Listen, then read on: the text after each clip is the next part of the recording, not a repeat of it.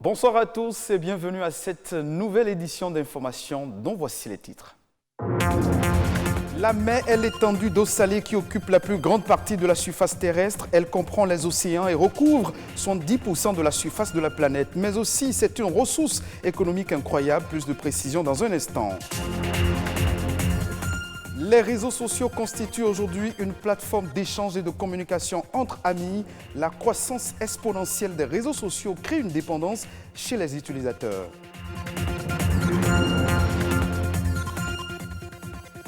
On parlera également gestion des ressources humaines. C'est une fonction clé au cœur de l'organisation de toute entreprise. La bonne gestion du capital humain fait appel à un excellent chef d'entreprise.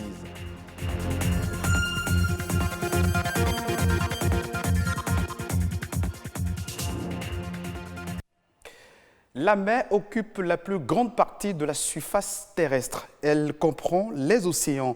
La mondialisation des économies repose sur la libre circulation des flux maritimes, car ce n'est pas la mer que transitent 90% des marchandises échangées dans le monde entier. Aussi, 30% des hydrocarbures consommés dans le monde entier proviennent-ils de la mer ? C'est un véritable enjeu de trafic maritime et de navigation. Cependant, au-delà du rôle qu'elle joue, la mer est essentielle pour la croissance économique de toute nation.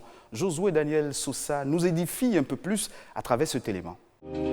Son importance pour le développement de l'écosystème n'est pas toujours perceptible. La mer joue un rôle important dans la croissance économique de toute nation.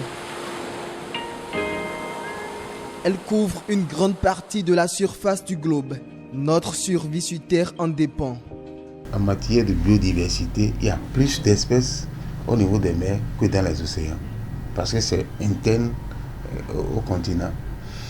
Maintenant, la mer constitue la zone d'échange de tampons, d'évaporation pour pouvoir reprendre la formation des nuages pour la pluie. Et c'est dans la mer aussi que vous avez les métabolismes. Parce que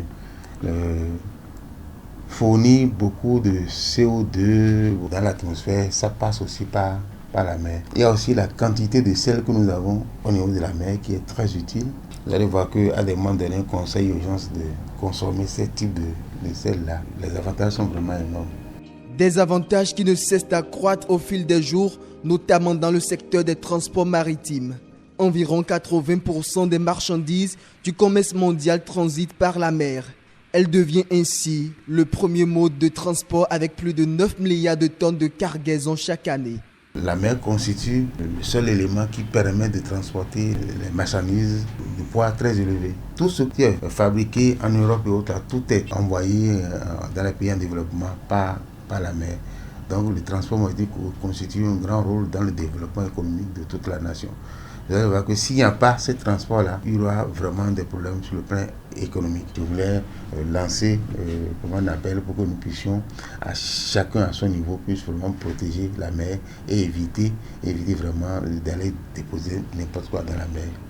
Protéger la mer des déchets est la seule solution qui s'impose à l'humanité pour sauvegarder l'environnement. Pour l'heure, l'Organisation maritime internationale OMI a adopté et continue d'élaborer des mesures pour diminuer les émissions de gaz à effet de serre provenant des navires et réduire la quantité de déchets marins. À l'aide du digital, les réseaux sociaux deviennent incontrôlables. Ils représentent aujourd'hui un nid d'opportunités et une source de monétisation. Seulement, les internautes développent une addiction qui influence leur quotidien. Plusieurs conséquences découlent de cette dépendance que les utilisateurs développent vis-à-vis des réseaux sociaux. Les précisions dans ce reportage. L'addiction fait souvent penser à la drogue ou à l'alcool. Mais de plus en plus, on entend parler de dépendance aux réseaux sociaux. Qu'ils soient sur invitation, réservés aux professionnels ou ouverts à tous, les réseaux sociaux prennent de plus en plus de place dans notre vie. Ils s'imposent comme outil de communication et de changement. Influencer, bloguer ou youtuber sont les termes les plus utilisés. Le blogueur, c'est celui-là qui crée des articles sur Internet. C'est donc un internaute qui écrit des textes, qui les partage, qui les diffuse, qui emmène peut-être des gens à découvrir un environnement, un coin, un village ou quoi que ce soit. Et le youtubeur, c'est également un internaute, mais lui qui crée des vidéos sur YouTube, il les partage, qui est une source de monétisation pour lui. L'influenceur, c'est cette personne-là qui est bien présente sur les réseaux sociaux et qui, de par sa personnalité, de par son statut, on va dire ça, influence les habitudes des uns et des autres et qui peut bien évidemment être porteur de l'image d'une marque.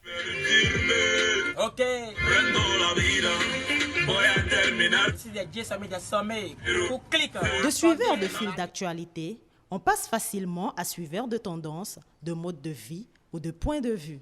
S'ils apportent de nombreux avantages, les réseaux sociaux ont aussi des impacts négatifs.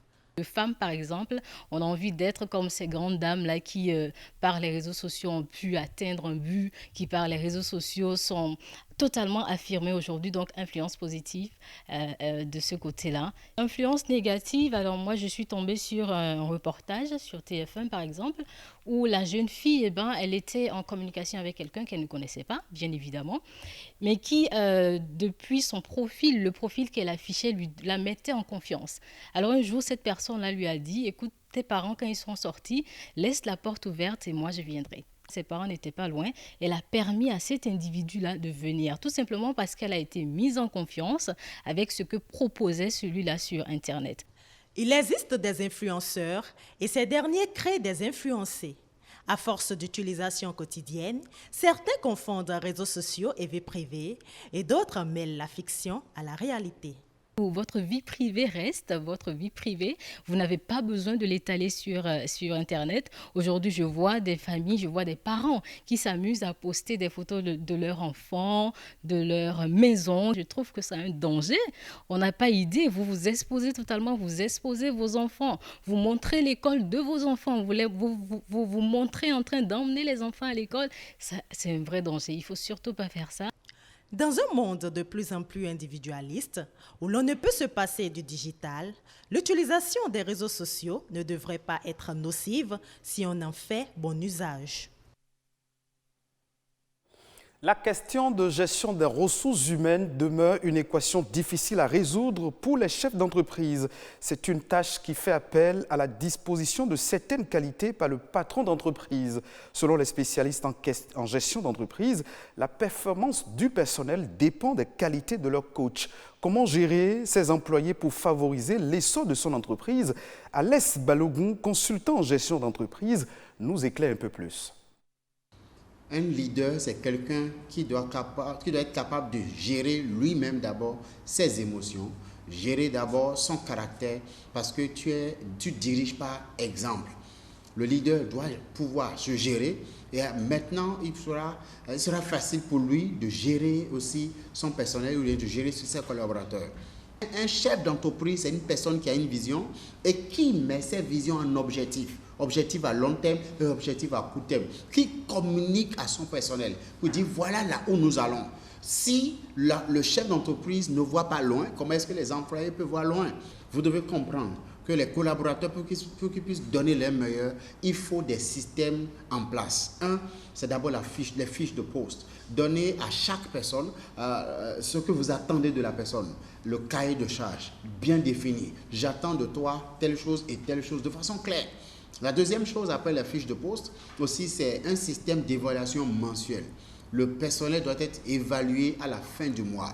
On doit savoir est-ce qu'il a atteint les objectifs, est-ce qu'il a réalisé ce qu'on attend de lui. Si vous n'avez pas un système d'évaluation, vous allez mal gérer vos personnels. Parce que le système d'évaluation permet au personnel ou aux collaborateurs de savoir j'ai mal travaillé, je n'ai pas bien travaillé ce mois, je n'ai pas eu la note qu'il faut. Et une autre chose aussi, c'est que vous devez avoir une vision claire. Une vision à long terme, une vision qui inspire les collaborateurs. Et il ne faut pas juste donner des ordres aux gens, donner des instructions. Toi, fais ça, toi, fais ça. Le chef d'entreprise aussi doit comprendre que le langage est capital. Il y a des choses qu'on ne peut pas dire. Il y a des choses qu'on veut dire aussi, qu'on doit savoir comment le dire. L'objectif, ce n'est pas s'exprimer. L'objectif, c'est atteindre un résultat. Donc, il ne faut pas dire, je dis ça parce que je suis l'employeur. Vous n'êtes pas l'employeur. Vous êtes aussi employé par l'entreprise. L'entreprise est l'employeur de tout le monde. Celui qui est le promoteur ou le chef d'entreprise, il est aussi employé. Autre fait de l'actualité nationale dans ce journal, à travers La Nation en bref et en images, elle est réalisée par Ulvaeus Balogun.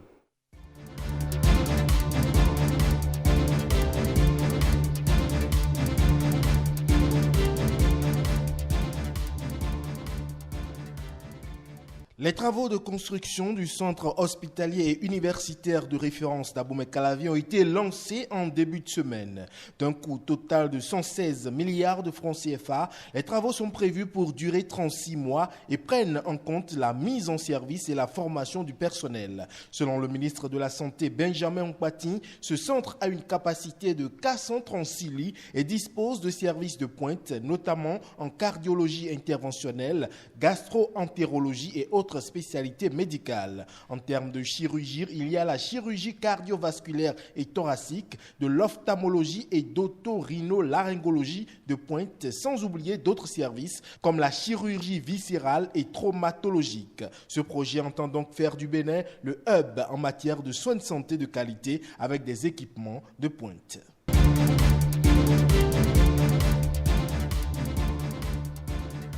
Le rapport de l'étude sur la persistance des mutilations génitales féminines dans les départements du Borgou, de l'Alibori, de la Donga et de l'Atakura ont été validés mardi 29 septembre à Parakou. L'objectif était d'évaluer le nombre de filles de 15-19 ans qui sont victimes des mutilations génitales dans les 4 départements, de mesurer le niveau de connaissance des conséquences néfastes de cette pratique chez elles et leurs parents, de recueillir les opinions et attitudes des parents, de déterminer les caractéristiques socioculturelles et démographiques des différents acteurs qui sont favorables ou non aux mutilations génitales féminines et d'estimer la prévalence des dites mutilations. À terme, ce rapport pourra fournir des données de base nécessaires à l'évaluation et à l'amélioration des stratégies pour réprimer cette pratique.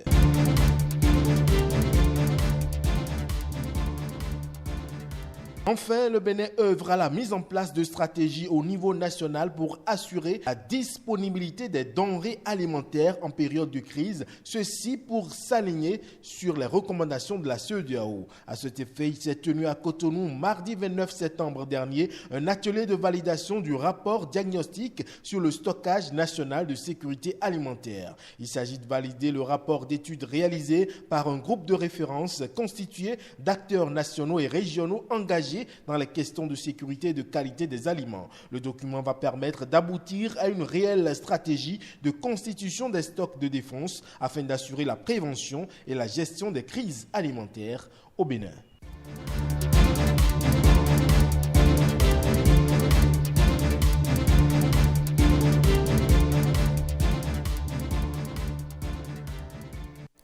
Merci à vous, Ulvaeus Balogun, pour cette compilation d'informations nationales. Et ce sera tout pour cette édition. Merci de votre fidélité. Vous pouvez la retrouver sur le site de l'ORTB, www.ortb.bj.